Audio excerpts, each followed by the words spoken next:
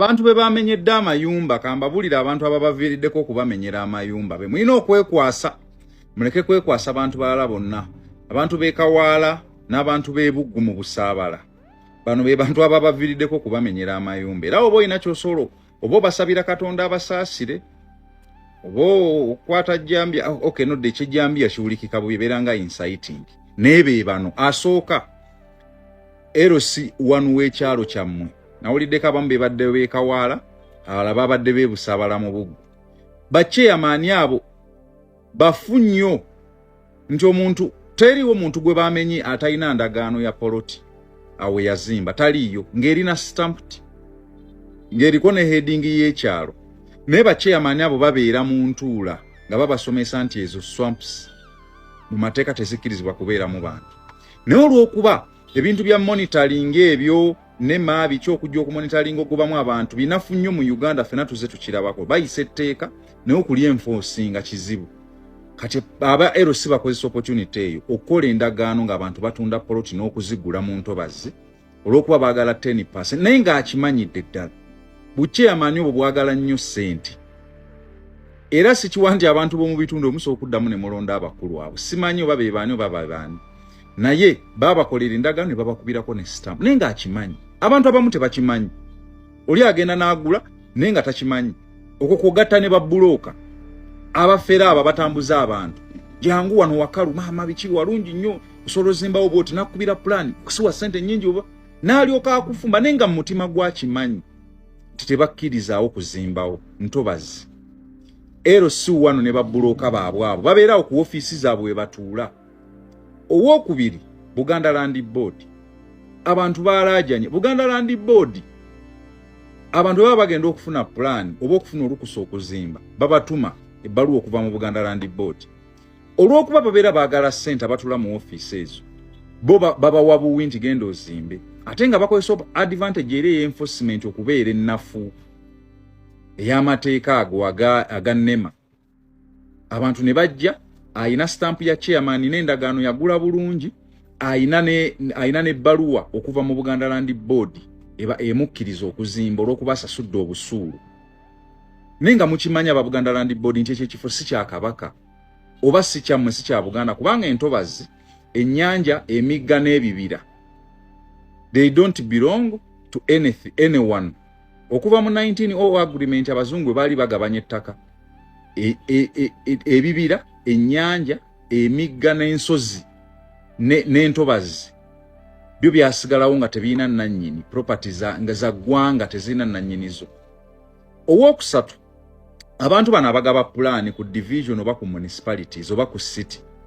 abantu abo babi nnyo bakimanyidde ddala bulungi nnyo nti tebakkiriza kuzimba awo n'olw'okuba mubawaayo ssente simanya ba review board simanya building review board simanya aba technical biki simanya engineer ababakuba plan omuntu n'agendayo aze n'endagaano yeseriko stamp aze n'ebbaluwa ya Buganda Land Board aze ne plan yagala mujja approving mugiraba eri mu ntobazi n'olw'okuba abawaddeyo oba kale atandise okuzimba muzzaawo mu kifo ky'okuwamba ebintu bye ne mumugaano zimbawo olubawaayo 10 nga mumugamba bazimbe jjukira enforcement ntono ng'omuntu azimba enju amala emyaka 15 abiri ng'azaalirawo n'abaana ng'alowooza nti wuwe jjukira etteeka lya landi zirigamba nti ne woba olinawo landi tayite bankyamu kubanga ebyo ebifo tebitundibwa tebifulumizaako byapa tebifulumizaako ndagaano tebifulumizaako pulaan tokkirizibwa kuzimbawo owookuna be bantu bano abagaba ebyapa waliwo abantu abamu abalina ebyapa mu ntobazi can you imagine kati abantu corruption ereeyo mu landies era omukulu mwami Muhoozi ne President Museveni n'abalala enguzi bafu 40 years mbadde temugiraba okay oli ayinza batali ne Muhoozi tunula nnyo mu landies abantu bafulumya ebyapa mu ntobazi omuntu kasaafu n'ekyapa kye nga kifulumya mu landies abamanya ettaka liri ne bajja ne bamenya enju n'ateekawo investment kalina olw'okuba alina ekyapa naye nga bagenda mumenya nga abantu tebamanyi owookuna NEMA yennyini NEMA temusomesa abantu civic education teriiwo enforcement teriiwo osanga singa mujja ng'omuntu atandika okuzimba ne mubibowa ne mumugoba osanga tebanditaddewo investment makalina ge nalabye bamenya naddala mu Busaabale ne Buggu ag'ebbeeyi factory biki bya bbeeyi biri mu buwumbi babi nno mu mwalabe bano abaavu b'Ekawaala naye ne Busaabala bamenya amayumba ga kalina Can you imagine nyumba eri mu billion naye temwaba enforcinga, temwaba civic education, temwaba somesa, obulango tebutambula ku TV, muli eyo mubba bubbi ssente. Singa olina wannema gw'omanyi waali nga baali yali mu enforcement onoomukwatira oba jjambi oba kikale kya jjambi akiwulikika bubi naye then asembayo ye gwe wennyini eyagulawo. Gwatakimanyi nti entobazi tebazizimbamu. Kale buuza gw'omala gagula ogula oti ettaka nga teweebuuzizza. Nkusembezaayo kubanga nnumwa niyo omuntu akaaba n'ogaana eggwe tewamanya. Banne nga bakyogedde ne oba tomanyi buuzaako bannange entobazi zirabika lubijja alabika. Awe kawala wabadde walabika nti ntobazi. Naawe busabala wennyini walabika omuntu ajja n'azimba mu ntobazi ng'ogiraba. Amazima ng'ogirabe wedde emirimu. I'm speaking as a fellow Ugandan. I'm speaking as a Ugandan in pain. Waliwo ebintu by'emadenda bye bigenda mu maaso. Nebinumya omutima.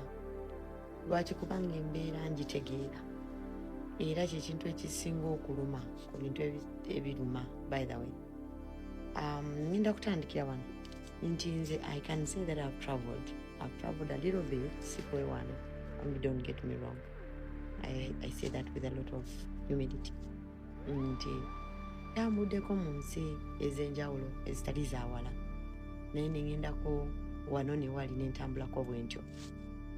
Naye mu kwegendereza okwange, there is no place like Uganda. Mu kulaba okwange, tewaliyo ekifo kiringa Uganda. Ekifo ekijjudde emirembe, ekifo ekijjudde nice food, ekijjudde abantu abalungi. It is beautiful here. The weather is good. This is the best place in the world for me. That's what I think.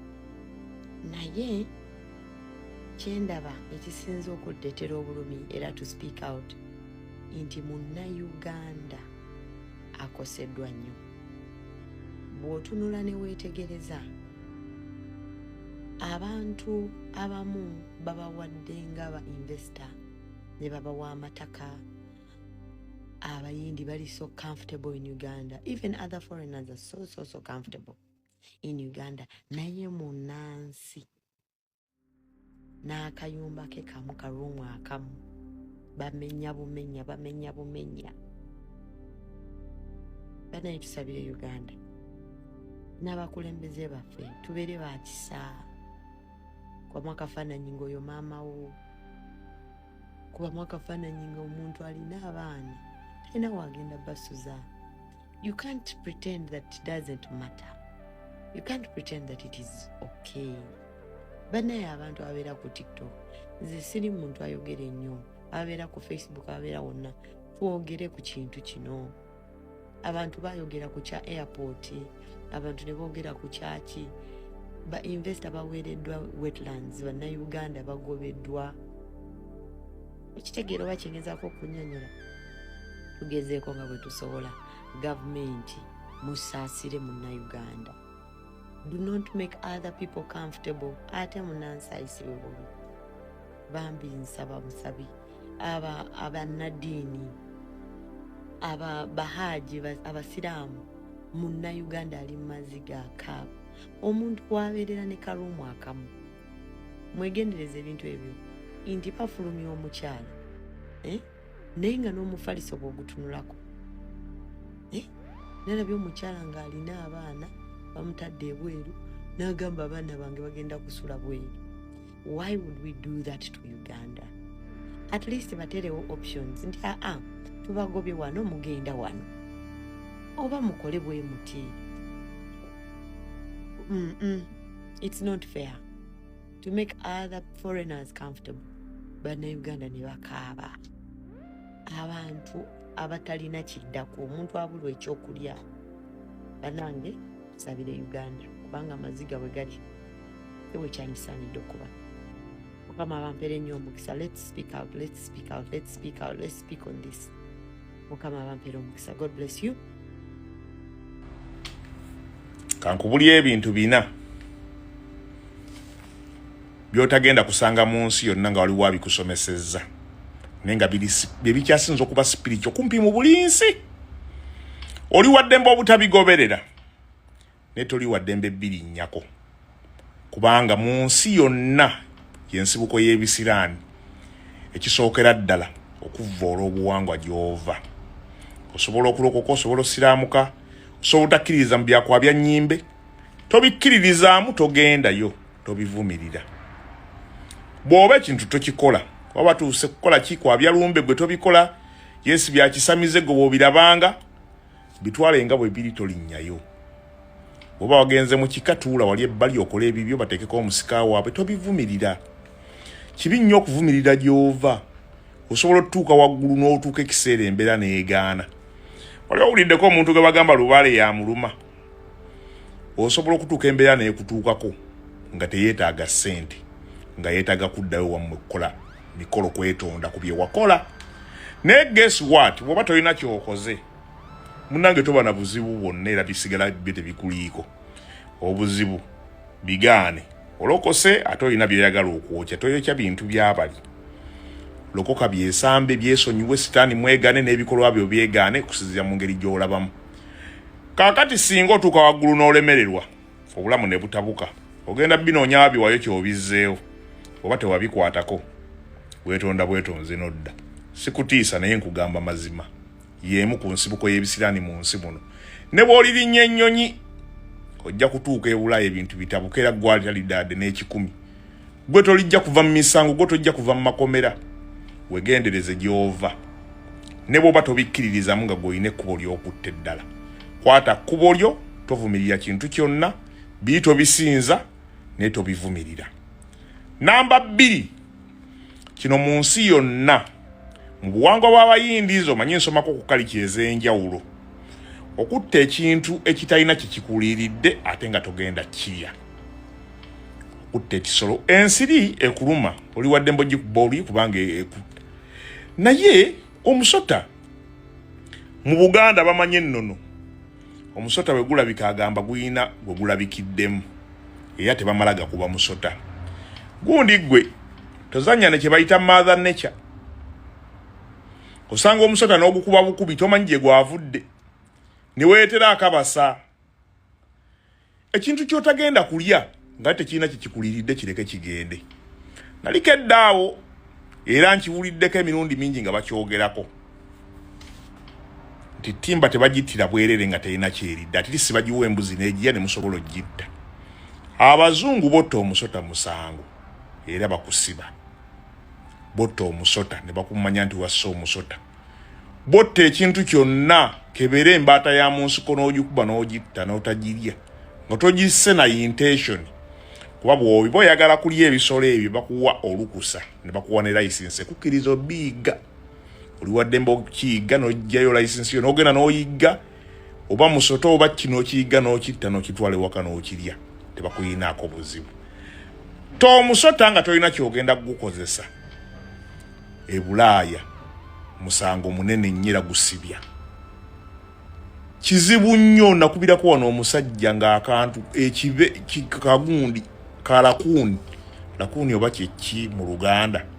Ndooza gulinga muyaayo oba musege nga gulemedde mu kasasiro. Omukazi najja n'emmotoka ambulance nejja ne bagujjamu ne baguyoyoota gonna. E Bulaaya tebatta kisolo. Okimanyi nti n'omusota wano okubira paramedics bajja ne bajjanja b'omusota ne baguzza mu nsiko.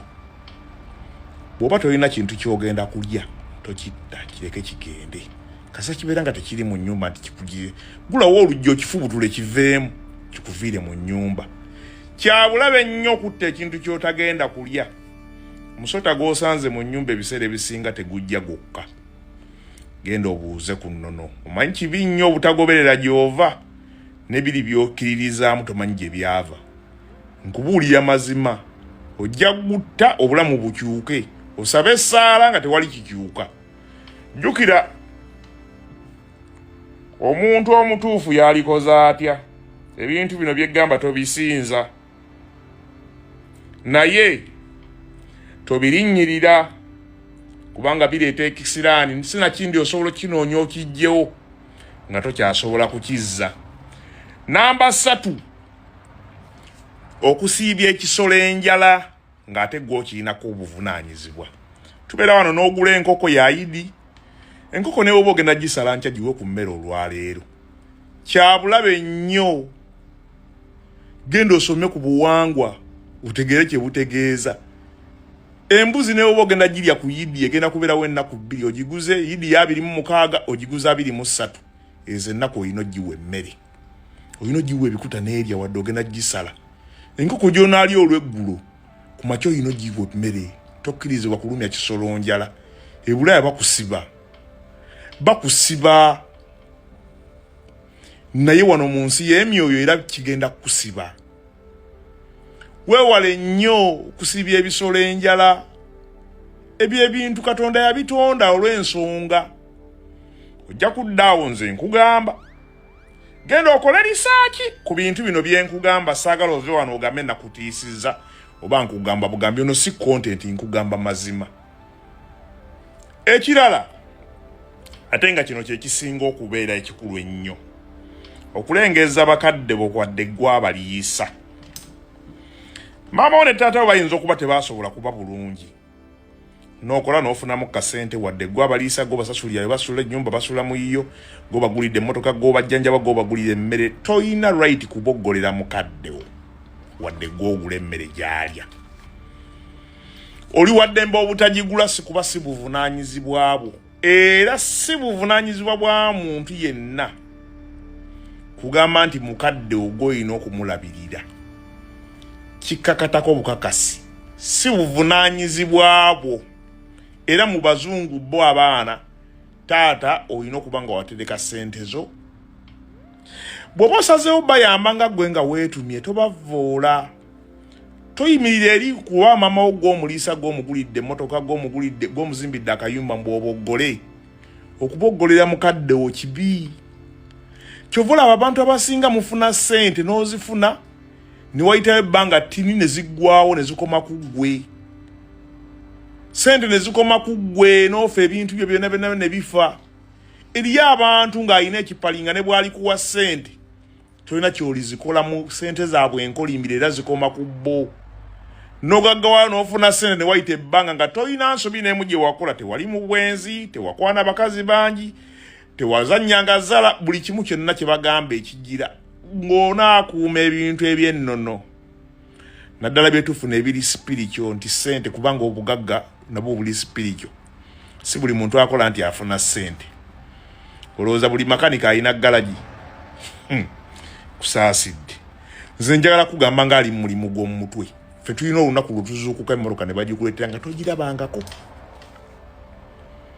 n'otunula butunuzi muyingi ni bwoti omutima ne gukubagula kwatako wano n'otuukira ku bulwadde mu ddakiika aga ng'obulwadde obumaze n'okola ebintu nga naye tobiinaako mukisa nga si gwa bimanyi nti wasoma nnyo naye nga bijja buzi. Okimanyi nti okkanika guba mukono okkanika emmoloka neewona guba mukono eri abantu bakola ebituufu naye nga tebalina mukisa gw'abakasitoma ng'era omuntu aleeta emmotoka tiisi nebuuka y'ekirala. Okimanyi nti okulima guba mukono okimanyi okulima guba mukono okimanyi eriyo omuntu aggulako nga ssente ze za mukisa n'akeera ku dduuka n'otunda emmali neggwawo ne wabaawo omuntu aggulako emmali yonna neekutuulamu. Okimanyi ebintu ebikutte edduuka erigaanye nga likulemeredde waliwo ajja n'aligula guuduwiiru enkya ebintu n'abitunda ne biggwamu nga gw'okanula maaso. Muganda wange bwe muba mukyasaagasaaga eyo oyinza okubeera eyo mbu wasoma mbu wakola ki wategeera eddiini walokoka simanyi olimu sinza ddiini yo tekuyinaako buzibu totrampolingiranga ku rights z'ebintu ebyo bina byegambye bikulu nnyo okulengeza mukadde okubanga oyina ky'oyina kubanga gw'obaliisa okusiibya ebisolo enjala kubanga owakiguze ogenda kisala ku yidi simanya nkoko simanya ki okutta ekisolo ky'otagenda kulya gwe. Vidiyo eno njagala ogitereke wegendereze nnyo genda okole risaaki ekyawukana ku nze n'abantu abalala bonna ku TikTok kuno ebintu byange 90% biba risaaki best 10% yejje n'ey'okunyumyamu obunyumya tuseke tozannyiranga ku kintu kye bayita mukadde wadde talina kyayina ne bw'aba ayambala siripa emu ya bbulu endala ya bbulaaka Abalungi abatuwuliriza era abatulaba olunaku olwaleero tukyaddeko ewa Sheikh Ashraf Dembe. Sebo nsanyusa okubalaba. Amannya agange nze Sheikh Ashraf Dembe. Akola ku bizibu by'enjawulo. Omuntu singa aba alina ebirwadde musomereddwa tumuwa amazzi ga lukuya nga bw'obadde ogalaba. Tugenda abantu ku kyoto ne twokya emizimu emibi egibabaamu n'okulomba edduwa. Abantu singa abeera ng'ali wano atuuse sobola okumulombera edduwa ne waba atatuuse nga mpadde amannya ge naye ng'ali wala. Neetaase enamba yange yeeno eri 0707363711. Nammwe bannyinaffe abali ebweru oyagala okuba nti oyagala okulombera ku dduwa ng'olina ebizibu viza zibuze amaka gakolongotana sente zikola zimpita mu ngalo ojja kumpeereza ekifaananyi kyo n'amannya go ebyo byokka bijja kummala nja kukulombera edduwa ojja kutereera. Olunaku olusembayo mu mwezi mba n'edduwa eyawamu ffenna n'abalwadde bange abakadde n'abapya. Salaamu alaikum warahmatullahi wabarakatuh.